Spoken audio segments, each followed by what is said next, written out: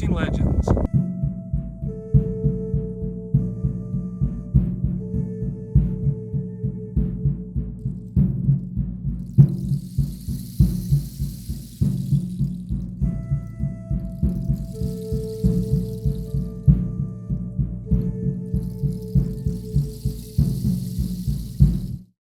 Welcome back to Chasing Legends. I'm Wayne Tuttle.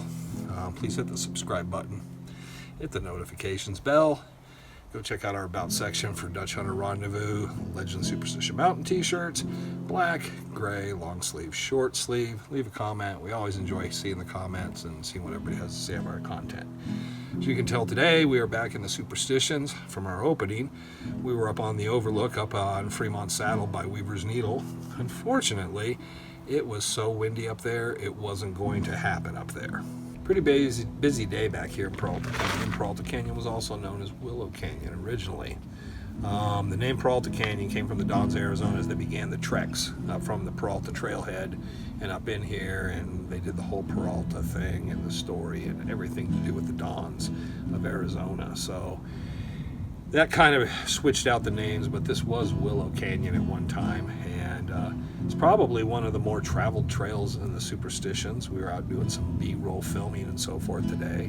Decided I kind of cut loose and have a little fun in here and talk about it. Some of the notable things back in here is Adam Stewart's grave is kind of early in the trailhead. He had a cabin back in here, prospector, turn of the century. And Adam Stewart's actually buried back in here. Now, what you're seeing, at one time the cattle used to keep this all cleared out. And since there's no cattle back in here in the wilderness areas the way it is, we're pretty much just overgrown. So the mountains are overgrown, so you can't see the stuff you used to see. A lot of history in Willow Canyon, especially towards the beginning of Willow Canyon. There's Adam Stewart. We were speaking of Adam Stewart.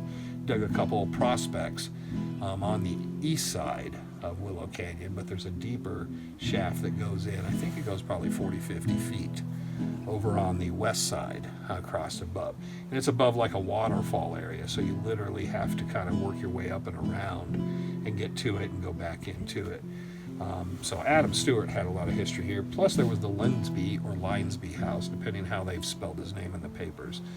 And William Linesby came out. There was a man, story goes back to a man named Charlie Williams, and he had come out and he found some gold or some tunnels with some gold in them out by Bluff Springs Mountain. So Charlie Williams finds these, they were almost like rat holes and all. And he comes in and he thinks he's found the Lost Dutchman Mine, and then he basically worked with Linsby, or Linesby, but Linsby is generally commonly what most people say his name is, and he was an engineer, and he took over the operation and set an operation, called it the Lost Dutchman Mine. I think it was the Lost Dutchman Mine 1 and 2. Barry Storm and Thunder God's Gold has some photos, I think, in John Burbridge of those original tunnels. They were down below where the original pit is. And near there is what was called Williams Camp. You'll see it on some of the older maps. It's a little hill. There used to be a bunkhouse frame where they put canvas and stuff. And Williams Camp is where those crews worked. They dug a pit. If you're ever up in that area at Bluff Springs, you'll see there's probably about a 30-40 foot pit. And that pit was dug by Linesby's crews up there at Bluff Springs Mountain. So Linesby has this area. He has a crew of sometimes up to 4 or 5 men up there. There are some photos from the newspapers of them drilling down there, and they were kind of cleaning this out. Now, what his thought was those old rat holes were collapsing. They were old, either Mexican or Spanish mines. And what he wanted to do was intersect where they'd been and then reach the gold that they'd been going for deeper down under Bluff Springs. Unfortunately, what happened was Linesby had a stroke and a heart attack and ended up dying, and then the operation completely went belly up. Now, his wife lived down here because when he started the operation, he put so much money into it. He actually had a house built down here where the Peralta Trailhead is. So the house was there for a long time, and then the Forestry Service, I believe, finally took it out. But there was a Forestry Service, so yeah, it's kind of interesting, the concept of what was here before, the wilderness area happened. So all that history, and you have all the people, of course, Fremont Saddle. This was the packing, one of the ways to pack in to get into the basin by Weaver's Needle, which is the stories of Celeste Jones and Ed Piper.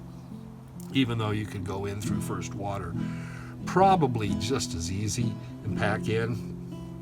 The problem with this is it's all uphill going in, except for that last part you go down, and coming out maybe is not so bad, but it still can be a 2-3 hour one-way trip from the camps in the Pinion, and even further for Ed Piper. So those crews, they probably utilize this. Now, one of the things earlier too I was mentioning was all the old Dutch hunters and the prospectors, the guys out here searching the Lost Dutchman back in the day, used to back all their trucks and cars in, because they would put their license plates so you couldn't read them, so you couldn't tell whose truck was whose. All that history, and with all these Dutch hunters that went in there, and obviously, like I said, Celeste Jones and Ed Piper being two of the prominent ones, but this was one of the ways, definitely in the mountains. You had first water, you had this Willow Canyon trail going into Weaver's Needle, and then of course when you start here there's also the Bluff Springs Trail, which you can take around Miner's Needle or cut over into Barks Canyon and work your way back in. And all these areas had just so much history with the prospectors and stuff. I just thought it was nice today to do a little bit of a Chasing Legends. We kind of hit our 200th episode on the already, or our 100th episode for the weekly ones already, because we weren't taking into account that where we started at 0. But so this is, we're kind of moving forward, but I thought it'd be nice just to kind of, not a throwaway, but to do one back here in the mountains. So, and unfortunately it would have been great to do it out there with Bluff Springs and Miner's Needle and Weaver's Needle in the background, but the winds were not going to be our friend today. So, but the mountains did treat us good. I don't think it ever got over 70, 75 today. So we had perfect weather for this. So like I always say though, any day in the mountains is a good day in the mountains, and this day is just almost perfect. We got clear blue skies. We got plenty of shade back in here, because one of the things that happens during the summer months, sun gets overhead and you lose that shade. So as everybody can tell, things don't quite go the way you think. We made it up Fremont Saddle. We get on the overlook. It's way too windy to do anything. We have the lav mic, but just the wind is punching and swirling, so we kind of give up on that. Figure we'll find a nice place in Willow Peralta Canyon. We get down there and we're finding a couple of, we figure we'll do a couple of videos. We'll do the same stuff we were going to do up on the top. We'll do it down in there, and lo and behold, we get down in there and everybody's in the canyon screaming and carrying on, and it's bouncing off, and we're having to cut and shoot, cut and shoot, cut and shoot. And as we do that, then the next thing you know, we turn around and find out, oh, wow, the video card's full, so let's get rid of all this stuff, the stop and start stuff. And then, of course, the battery's dead. And there goes that. Now, I didn't really want to film this in 4K and waste the time on the 4K. So then it's bring it all back. But at the same time, behind me, there's been people mentioning, hey, where's the Stratocasters and the Les Pauls? Well, they're the other side, and today we flipped around the other way for a bit, so a little treat there. So that's kind of what happened, but I didn't really want to change it, because it's kind of one of those things that occurs and happens when you're in the mountains. We always want to try to do video footage and stuff in the mountains for Chasing Legends, but I realize that works so much better for the episode stuff, plus the miking techniques and what we can and cannot do up there is just so much different. So it is what it is. I'm not going to sweat it or worry about it too much, because any day in the mountains is a good day in the mountains. So that being said, there's that kind of moment where you just say, okay. But rather than discard everything, we left it up there. So lines being all that, but what follows afterwards is Randy Wright and I went up there and we spent some time. Obviously the collapsed holes that are down below the pit that Linesba dug were just in terrible shape. It's in a gully wash, what makes it interesting, and even though it's the contrived version of it, it's in a north-south trending canyon. There is a pit above the tunnels, so technically someone could come in there, discover that tunnel down below that's collapsing, and then suddenly realize there's a pit up above it and think, oh my gosh, this is the Dutchman. And it really isn't, because they dug that, I think it was in the 40s or 50s. And Charlie Williams is notable because he's also the guy that found the dental gold back in the mountains. He was out and lost in the mountains for a day or two and came out with a bunch of dental gold, which the government took away from him and said it was stashed by someone somewhere. So he also reoccurs in this story as well. So it's kind of interesting. He pops up in a couple different places in the stories and the superstitions. I think one of these Charles Williams, the other was these Charlie Williams, but it's the same guy, because I dug into it. So it's cool. There's a lot of history back in there with the whole Peralta Willow Canyon, and it can mix people up. But the thing I kind of took away from it by the end of the day was spending time back in the mountains and all these people coming in and out, is how much of a hurry they were in. They would have earbuds in, they would be dragging dogs. Why you would take a small dog who spends most of his life probably going in and out of a doggy door into a small backyard and drag him 2.5, 3 miles uphill. The dogs did not look very happy about it by the time we saw them up at the top. I always feel kind of sorry for them because I have dogs that can do that hike, and I generally don't want to take them because the one mishap or a problem, it can be catastrophic for your dog in those conditions, and especially there's no way to get him out except to carry him or have him walk out. So, and it's not to critique people. I mean, everybody enjoys their time the way they do. I just feel like everybody's looking at their watch. They're trying to do it in a speed mode. They're trying to do it how fast they did it and all this, and I don't think the mountains care. I certainly don't. It's just cool to go somewhere and relish it, and that's what I took away from it in the end, is that even though we had the stop starts and everything else going, it was such a great day. I got to spend the day with my oldest son Trevor. The whole day he was shooting B-roll for another project he's working on, and a very, very cool project. And it was really great to get him up there because we talked about all kinds of stuff geological. We talked about the calderas and the volcanic activity. People would hear in on our conversations and ask questions when we were stopping at different places. It was very cool. There were a number of people did not even know Geronimo's Cave existed above them. There was a cave trail. Turned a lot of people on to Jack Carlson and Elizabeth Stewart's hiking guidebooks.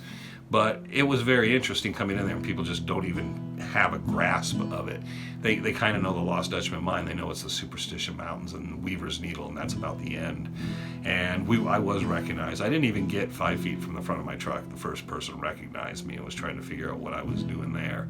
But any time in the mountains is great, and we were there for a purpose, for film footage of Weaver's Needle and the overlook.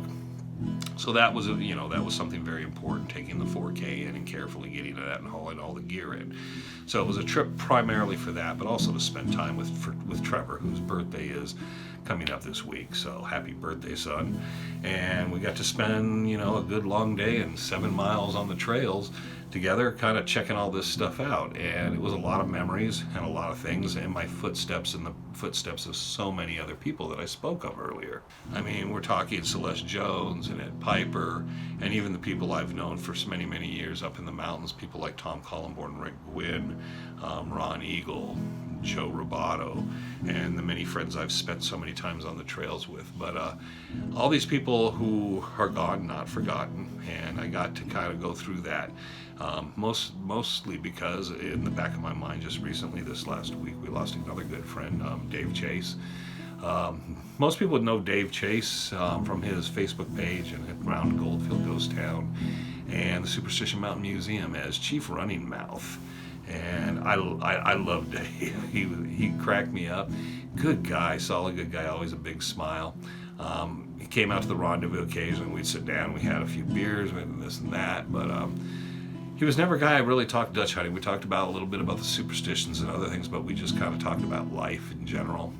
I really enjoyed, when I got the time. I hadn't seen him. He'd been sick. He was a working man. He was always busy and stuff. But when I got a chance to always say hello or get to spend a few minutes with him, I actually relished it.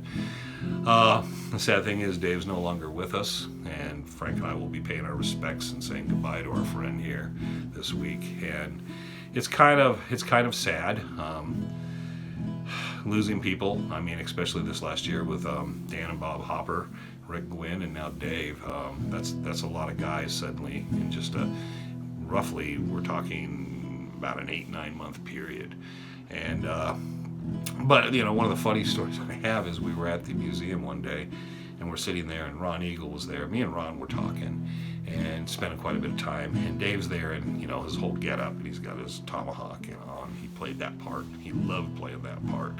And the Hollywood Indian, which I always thought was so ironic, but he always did it, and he relished that. So Ron and I finish up, and then Dave's like, I looked at Dave and I said, hey, let's get a cool picture I can post up. So Dave's like, yeah, why not and all. And so Dave comes over, and I said, now what I want you to do is I'm going to look at the camera, but because I'm not aware of you, I want you to take the tomahawk and do this whole threat and give me the best death stare you can, threatening with this. And Ron actually took the picture, and he took the picture, and he was kind of laughing, and I didn't look at it till later, and there's Dave with a big old smile on his face. So it kind of broke the whole idea and the concept in there, but that was him. Going to miss him profusely at the rendezvous. I was really hoping everything would pull through and Dave would be with us and would have been at the rendezvous next year and all. He will always be in our memories, and we will always be thinking of him as well as the others. And that's one of the things in the mountains, keeping the memories alive of the people. Spending that time with Trevor is important because, again, Trevor pointed out, is as time passes by, he's one of these few people that's met and spent time with some of these people in the mountains, spent time out places digging with them and all. And it's something that's important. He's kind of in this odd age where there's just not a lot of these guys, a lot of people his age.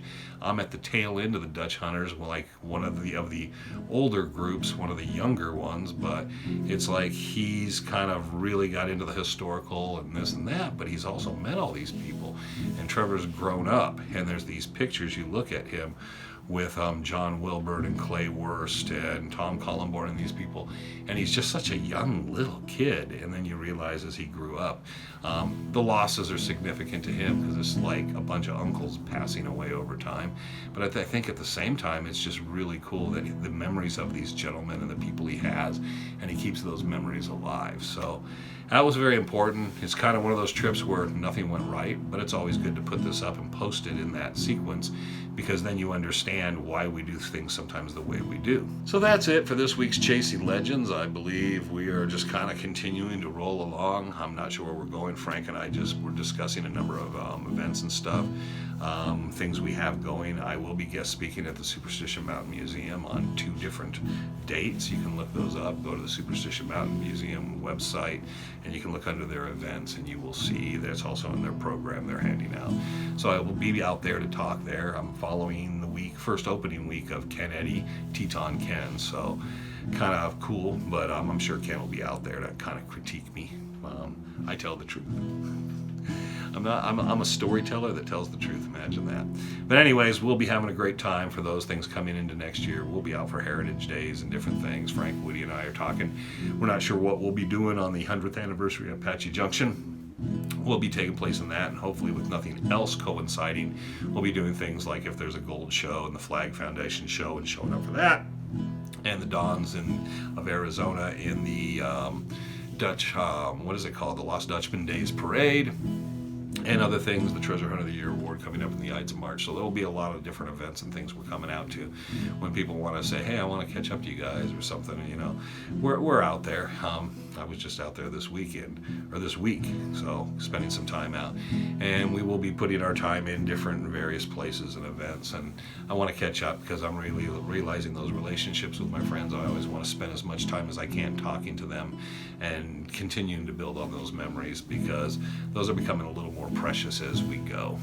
So, having said all that and kind of giving you this whole potpourri of a Chasing Legends, we flip it back to our normal setting and everything else just to continue. It can create confusion, but everything's chronological when I send it off, so he'll be able to put it all together and take out all the stuff that doesn't seem necessary, or if he has a sense of humor, just leave it all in, because it is kind of disjointed, but it kind of runs through. Thank you for joining us. The next one will catch some history, definitely, and be a little more solid. But I wanted to preserve this and kind of show that there's a lot that goes on, and when these type of things happen, this is what you have to do. You have to piece it together.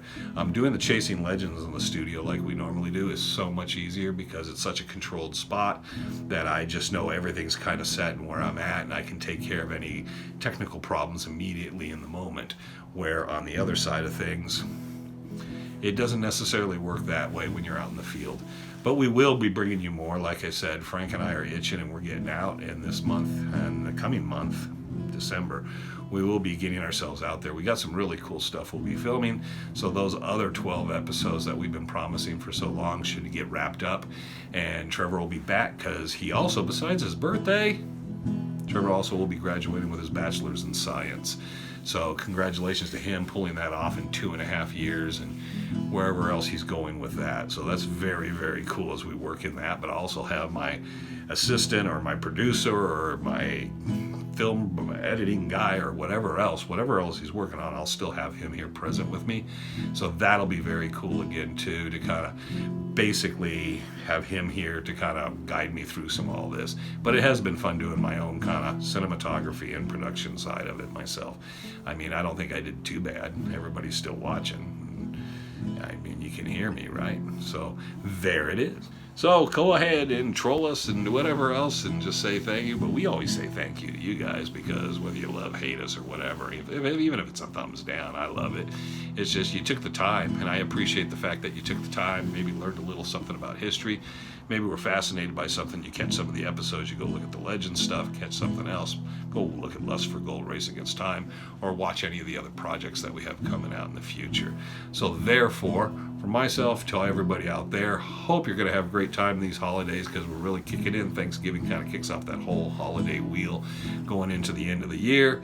From mine to yours, happy holidays. And I'm Wayne Tuttle. You're not. This was Chasing Legends. Take care.